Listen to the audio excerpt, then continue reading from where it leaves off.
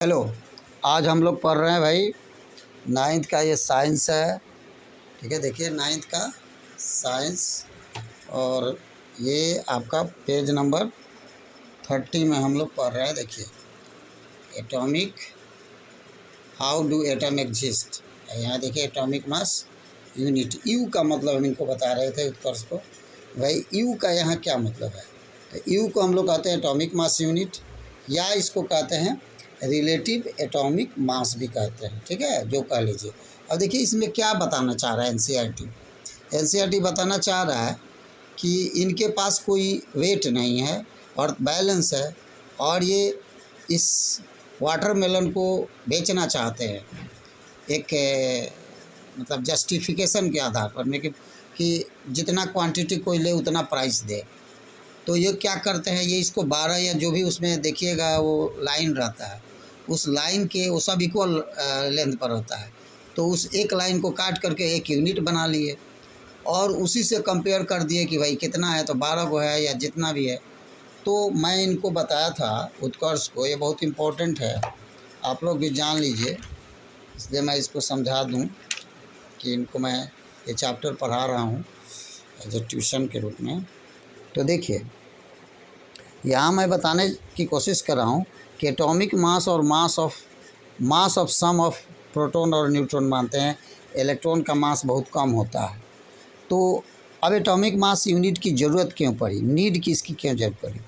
क्योंकि जब एटम का मास हम ग्राम में लिखते हैं तो ये इतना छोटा हो जाता है, इतना छोटा यूनिट हो जाता है कि अब देखिए इतना एक हाइड्रोजन के एटम का इतना ग्राम में इसका वेट है, मास है। तो अब ये इतना छोटा क्वांटिटी को बार बार लिखना इनकन्वीनियंट हो जाता है, इसलिए हमने इसको एक यूनिट मान लिया कि इस इतने मास को, इतने क्वांटिटी को हम एक यू मान लेंगे और उसी से कंपेयर करेंगे। तो ये चूँकि हाइड्रोजन का वेट है, तो हाइड्रोजन का एक एटम का वेट माना गया 1 इन यू, और ये 1800 से 50 वर्षों तक चला।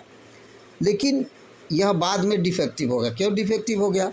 क्योंकि हम इसको एक यूनिट मान रहे थे, और आज के जब हम C12 से तुलना करते हैं तो ये पाया जाता है 1.008, यानी कि है ना 0.008 टाइम। यह क्या था?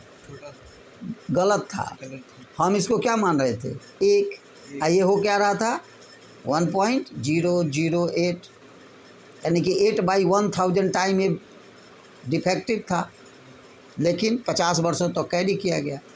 बाद में ऑक्सीजन को लिया गया, ऑक्सीजन के एक एटम को 16 यूनिट माना गया, और तब उससे कंपेयर किया गया बाकी सब के एटम के मास को। जैसा कि इनको हम बताए थे क्लास में, हम मान लीजिए कि क्लास में किसी सब लड़के का हम रिलेटिव मास जानना चाहते हैं कि कौन भारी है कौन हल्का है, तो कैसे करेंगे? आपसे क्वेश्चन पूछे थे ना, क्या आंसर दिए थे हम? जो क्लास में सबसे हल्का है उसको एक यूनिट मान लिए, और उसको एक तरफ रख के बाकी की तुलना कर दिए कि भाई जैसे ये तरबूज के एक पीस को क्या करा, एक तरबूज को कई पीस में काटा। कितना पीस में काटा गिनिए तो? 1 2 3 4 5 6 7 8 9 10 11 12। अब 12 के एक टुकड़ा को मान लिया। तो इसी तरबूज को न मान करके इसको आप क्या मान लीजिए? कार्बन का एक एटम मान लीजिए, तो कोई दिक्कत है? तो उसका 12वां टुकड़ा ये क्या हो गया? 1/12 कार्बन हो गया। और इसी को वो क्या मान लिया?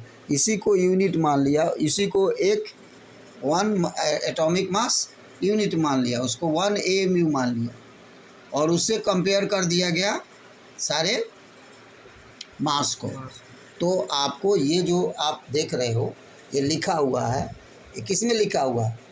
ये रिलेटिव एटॉमिक मास है, AMU में लिखा हुआ है। जैसे यहाँ देखोगे हाइड्रोजन का 1 है, ठीक है, कार्बन का है 12, तो यह इस टुकड़े से 12 गुना भारी है, हाइड्रोजन उसके बराबर है। तो इस तरह से सबका वेट मास जो है हम लोग कैलकुलेट। अब इसमें यदि हम 1.67 से मल्टीप्लाई कर दें तो हमें यही मास किस में आ जाएगा? ग्राम में आ जाएगा।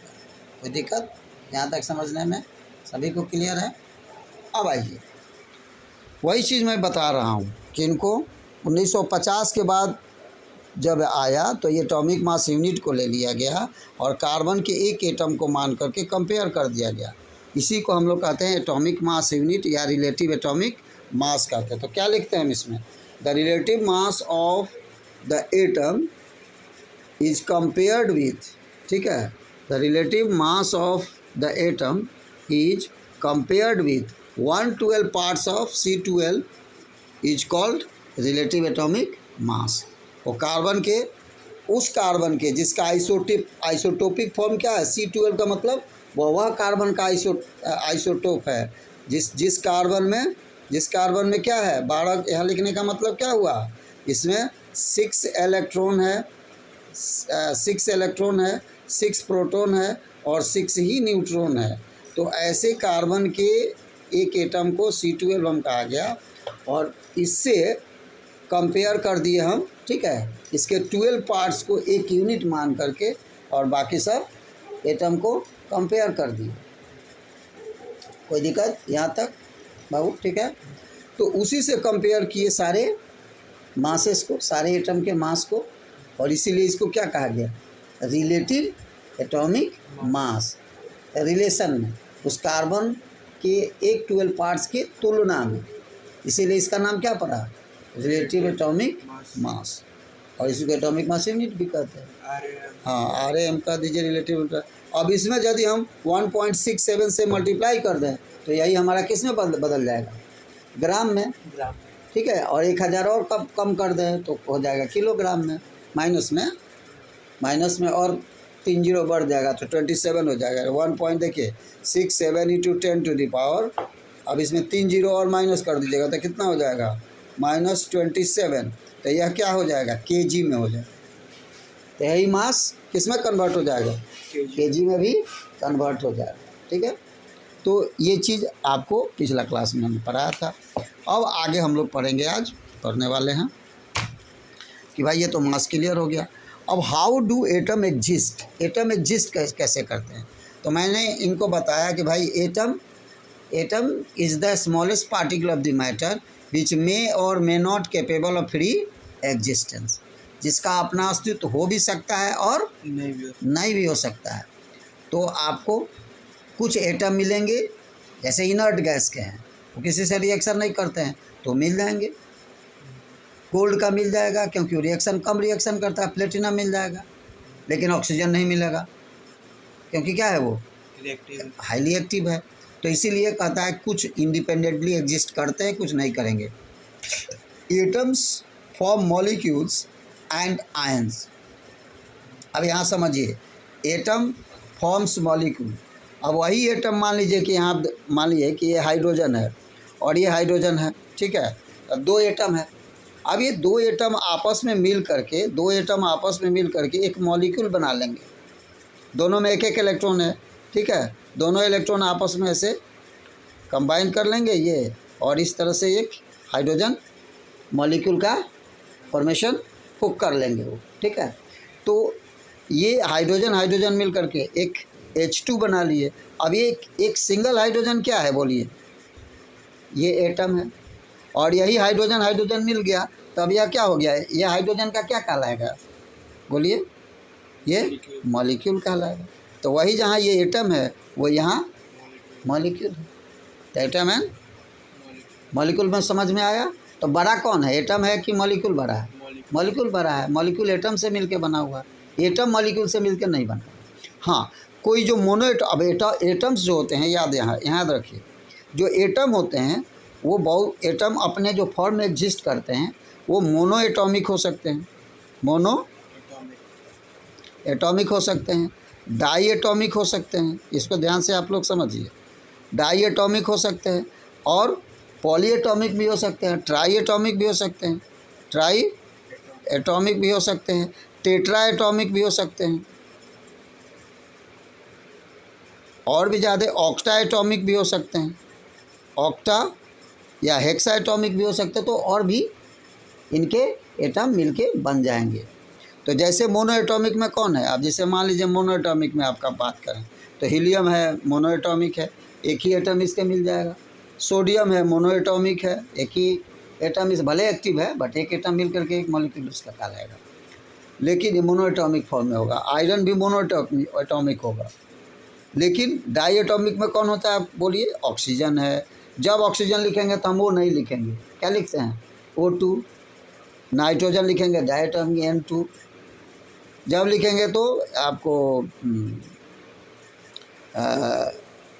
ये है आपको H2। हाइड्रोजन को जब लिखेंगे तो क्या लिखेंगे?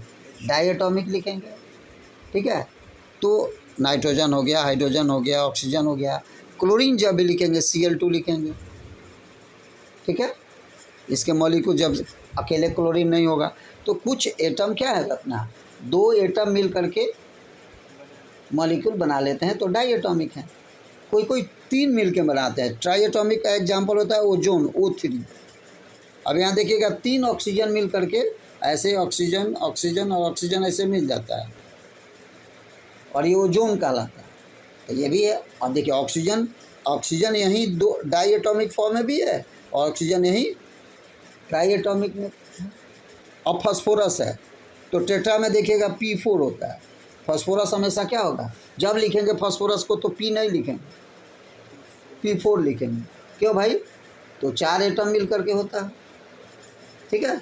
उसी तरह सल्फर है तो सल्फर हाँ तो S8 लिखेंगे हमेशा। 8 एटम मिल करके एक मॉलिक्यूल बनाता है तो ऑक्टाएटॉमिक को कहेंगे उसको। तो इस तरह से S8 लिखेंगे जब भी। तो ये इनकी एटॉमिसिटी, इसको क्या कहते हैं इस प्रॉपर्टी को? बोलिए। एटॉमिसिटी कहते हैं। The number of atom combine to give one molecule of a substance, ठीक है। तो वही चीज़ कह रहा है कि व्हाट इज अ मॉलिक्यूल। अब बताइए मॉलिक्यूल क्या है? तो molecule is the general in general a group of 2 और मोर एटम। अब इसमें क्या हो रहा है, या तो 2 है या 2 से अधिक है। अब किसी में 81 भी है तो मोनोएटॉमिक चला जाएगा, बोलिए में एग्जिस्ट करेगा, वो भी मॉलिक्यूल हो गया। बस बात समझ में आई? तो ऐसा नहीं कि हम गलत है, एक भी है मोनो भी है। तो यहाँ कह रहा है कि 2 और मोर, 1 भी रहेगा तो भी मॉलिक्यूल कहेंगे। हीलियम का भी होता है। हाँ हीलियम, हाँ, हीलियम का मोनोएटॉमिक हो जाएगा, वो क्यों एटम मॉलिक्यूल है, ये भी आपको समझना है। तो बट ये NCERT यहाँ कह रहा है कि 2 और मोर, तो कन्फ्यूजन नहीं करना है कि 1 क्यों नहीं कह रहा है। 1 भी हो सकता है, नहीं लिखा हो। That are chemically bounded. अब ये केमिकली बाउंडेड होना चाहिए together. That is tightly held together by attractive forces. अब बताइए, यहाँ मैंने आपको बताया कि 2 इलेक्ट्रॉन आपस में क्या होते हैं, ये बॉन्ड बना लेते हैं, मिल जाते हैं और ये फोर्स ऑफ अट्रैक्शन से बन जाते हैं एक दूसरे से। तो ये हो गया, मॉलिक्यूल हो गया। अब इनमें a molecule can be defined, इसलिए मॉलिक्यूल यहाँ देखिए अ मॉलिक्यूल का definition. A molecule can be defined as the smallest particle of the element और द कंपाउंड। अब देखिए मॉलिक्यूल कंपाउंड का भी हो सकता है। अब ये इसका भी मॉलिक्यूल है, देखिए CO2, तो ये भी एक मॉलिक्यूल है। CO2 कैसा मॉलिक्यूल है? तो ये कंपाउंड का मॉलिक्यूल है। तो फिर एलिमेंट के मॉलिक्यूल और कंपाउंड के मॉलिक्यूल में क्या अंतर है? एलिमेंट के मॉलिक्यूल में आइडेंटिकल एटम होंगे, एक या दो, एक से अधिक, जबकि कंपाउंड के मॉलिक्यूल में नॉन आइडेंटिकल होंगे। यानी कि एक कार्बन है तो ऑक्सीजन है, तो कहीं कैल्शियम हो जाएगा, कहीं कुछ हो जाएगा। समझ रहे हैं ना? नहीं समझे। जैसे देखिए मैं ये बताने की कोशिश कर रहा हूँ कि मान लीजिए कि ये CO2 है, ये भी मॉलिक्यूल है, इसको समझिए, ये भी मॉलिक्यूल है, ठीक है। CO2 मॉलिक्यूल है और एक कैल्शियम कार्बोनेट भी मॉलिक्यूल है, देखिए ये भी एक मॉलिक्यूल है, हाँ। और एक O2 भी मॉलिक्यूल है। अब तीनों में आपको क्या अंतर है, तीनों को देखने की कोशिश कीजिए, तीनों में क्या आपको अंतर लग रहा है? कार्बन डाइऑक्साइड में कार्बन और ऑक्सीजन है, 2 एटम से मिल करके बना हुआ है। ये मॉलिक्यूल 2 एटम से बने हुए हैं, 3 एटम से दरअसल बने हुए हैं, जिसमें 2 ऑक्सीजन का और 1 कार्बन का। तो टाइप जो है, टाइप ऑफ एटम 2 है। यहाँ देखिएगा कैल्शियम कार्बोनेट में, मार्बल को कहते हैं, संगमरमर को, इसमें 3 एटम है। एटम ऐसे देखिएगा तो 3 और 1 4 और 5 हैं, जिसमें 3 ऑक्सीजन का एटम है, एक कार्बन है और एक कैल्शियम है। तो इसमें एक से अधिक एटम है। तो वही कह रहा है यहाँ, क्या बोलिए, यहाँ क्या कह रहा है कि 2 और molecule is general group of 2 और मोर एटम्स। ठीक है, आर केमिकली कंबाइंड। अब ये केमिकली कंबाइंड है। आगे हम लोग देखेंगे कि केमिकली कंबाइंड का मतलब कैसे इलेक्ट्रॉन का लॉस गेन और शेयर करके बनाते हैं, वही केमिकली कंबाइंड होता है। बन गए, बॉन्ड बन गया इनके बीच में, अट्रैक्शन आ गया या शेयर करके इलेक्ट्रॉन बॉन्ड बना लिए। अब जब तक उसको कोई एनर्जी नहीं दीजिएगा वो बॉन्ड नहीं टूटेगा। Formation of bond required energy, बनने के लिए एनर्जी चाहिए था। अब breaking of bond release energy, और जब बॉन्ड ब्रेक करेगा तो एनर्जी रिलीज करेगा। तो सब खेल एनर्जी का है, एनर्जी का। एनर्जी बॉन्ड बनाएगा, बॉन्ड टूटेगा तो एनर्जी निकलेगी और इसी में केमिकल रिएक्शन होती है। अब प्रश्न यहाँ उठता है कि कोई क्यों रिएक्ट करेगा। ठीक है, तो यहाँ आप समझ लीजिए, बहुत इंपॉर्टेंट बात बता रहे हैं एवरीबॉडी। कोई रिएक्शन क्यों होती है केमिस्ट्री में। देखिए, जो बॉन्ड, हेलो याद रखिए, यहाँ भी बॉन्ड बना कार्बन ऑक्सीजन के बीच में। अब इसको हम लिखें तो यहाँ कार्बन है, ऐसे ऐसे ऑक्सीजन लिखेंगे तो एक कार्बन के का 2 ऑक्सीजन के साथ बॉन्ड बना है। देखिए यहाँ, समझ रहे हैं ना। अब ये एक कार्बन का मॉलिक्यूल है और ये क्या है, ऑक्सीजन का मॉलिक्यूल है, और इधर से 2 ऑक्सीजन का मॉलिक्यूल है। एक कार्बन के मॉलिक्यूल से मिल करके बॉन्ड बनाया। बात समझ में आई। तो ये दोनों के बीच में जो बॉन्ड, डबल बॉन्ड, इसको डबल बॉन्ड कहते हैं, डबल बॉन्ड से जुड़ा हुआ है कार्बन से 2 ऑक्सीजन। ठीक है, तो ये केमिकली कंबाइंड है। ये दोनों के बीच में जब एनर्जी लगा होगा तो ये बना होगा, और ये बॉन्ड को जब तोड़िएगा तो फिर एनर्जी क्या होगी, निकलेगी। ठीक है, अब कहता है कि यहाँ जानिए कि कोई केमिकल रिएक्शन क्यों होता है। तो ये जितनी एनर्जी लगा के, मान लीजिए इसमें ये 10 इलेक्ट्रॉन वोल्ट एनर्जी लेके ये बनाया है बॉन्ड। अब कार्बन कहता है कि भैया कार्बन, तुम क्लोरीन आओ, 4 क्लोरीन आ जाओ मेरे साथ, कार्बन टेट्राक्लोराइड बना लेते हैं। हम तुमको 6 भी इलेक्ट्रॉन वोल्ट एनर्जी से बना देते हैं। तो फटाफट क्या होगा, ये कार्बन ऑक्सीजन को छोड़ के और किससे मिल लेगा, क्लोरीन से मिल लेगा। बात समझ में आई नहीं आई। जैसे मान लीजिए हम आप दोस्त हैं, हम आपको 5 समोसा खिलाते हैं, तब दोस्ती हम लोग के बीच में है। ठीक है, तो आपको अपना दोस्त बनाने के लिए हमको 5 समोसा खिलाना पड़ रहा है। ठीक है, तो दूसरा कोई लड़का है, हरी है, तो हरी 3 समोसा पर कहता है कि सर आप हमको दोस्त बना लीजिए ना, हम 3 समोसा खिलाएंगे। तो हम कहे आपको बॉन्ड बनाएंगे, आपके साथ दोस्ती क्यों करेंगे, आपको छोड़ देंगे। हरी को दोस्त क्यों देखेंगे कि हरी भाई 3 समोसा पर काम चला लेता है, ये तो 5 समोसा खाते हैं। नहीं, बात समझ में आई। तो केमिकल रिएक्शन इसी तरह होता है। जो कम एनर्जी पर बॉन्ड बने वो हाई एनर्जी पर वाला काहे वो अनस्टेबल होता है। मान लीजिए हम आपको ज़्यादा पैसा में कम पढ़ाएं तो आप काहे पढ़िएगा हमसे कम पैसा में आपको हमसे बढ़िया कोई पढ़ा दे तो कर्जा खरीदे हैं हमारा, नहीं ना। बात समझ रहे हैं ना। तो अब मैं अनस्टेबल हो जाऊंगा, मैं बहुत ज़्यादा अपना फीस आपको कर दूं पर क्लास, तो मैं अनस्टेबल हो गया।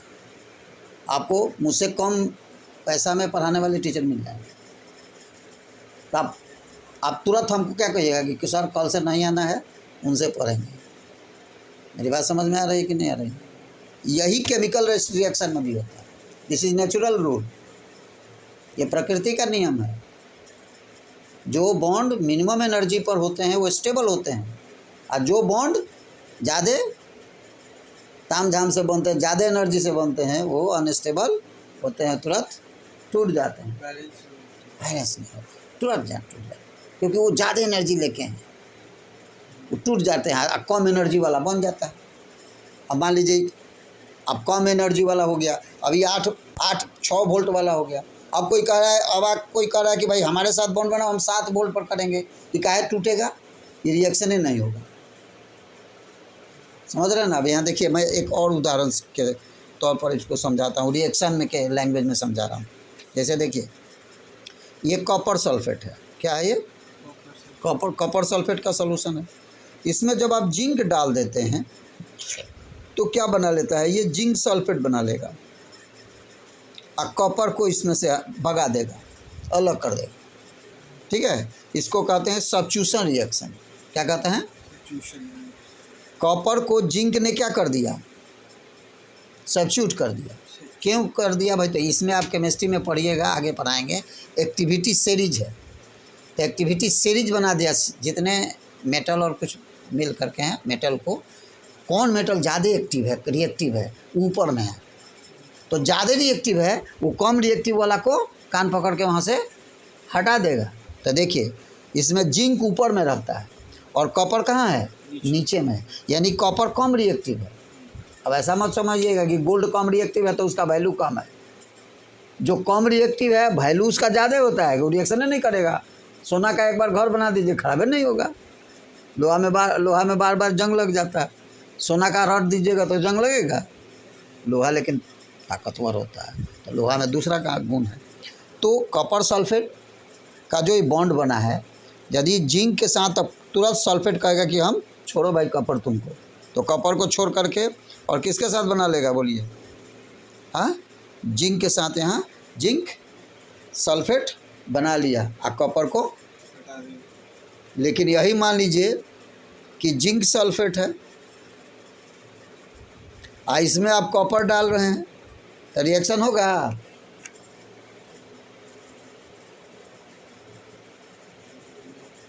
ये होबे नहीं करेगा। क्यों? क्योंकि खुद क्या है, ये लो एनर्जी पर है, खुद लो एनर्जी पर बना हुआ है, और ये क्या है? हाई एनर्जी पर है।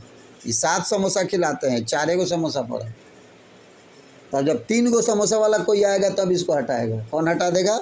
अब देखिए, जिंक सल्फेट को हटा देगा, तो ZnSO4, ये 4 समोसा, 2 समोसा वाला आ जाएगा एल्युमिनियम, कहेगा कि एल्युमिनियम डाल दीजिए, तो एल्युमिनियम जिंक से ज़्यादा रिएक्टिव है, सोडियम उससे ज़्यादा रिएक्टिव है, तो वो उसको हटा करके बना देगा Al2SO4 बना देगा।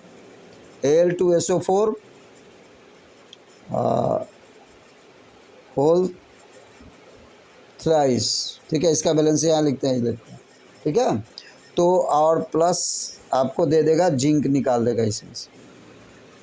अभी बताएंगे कि वैलेंसी आ रहे हैं धीरे धीरे, कि ऐसा 3 और यहाँ 2 क्यों लिखे, या अभी अगला टॉपिक होगा। समझ में आया? तो अब देखिए, इनको जिंक पर भारी पर कौन पड़ गया? एल्युमिनियम। ये कहता है कि भाई हम 3 समोसा, ये 4 समोसा खा के थे, ये कहता है कि हम 3 समोसा पर काम चला देंगे। तब कहा कि भागो तुम जिंक, एल्युमिनियम के साथ हम दोस्ती कर लेते हैं, बॉन्ड बना लेते हैं। समझ में आया? This is the reason for chemical reaction. इसी कारण कोई केमिकल रिएक्शन होती है। ये आपको इम्पोर्टेंट चीज़ आपको समझना है। अब देखिए, आगे आइए, ये लाइन को मैं समझता हूँ। थोड़ा चाय पी लूँ? हाँ, तो आज अभी वीडियो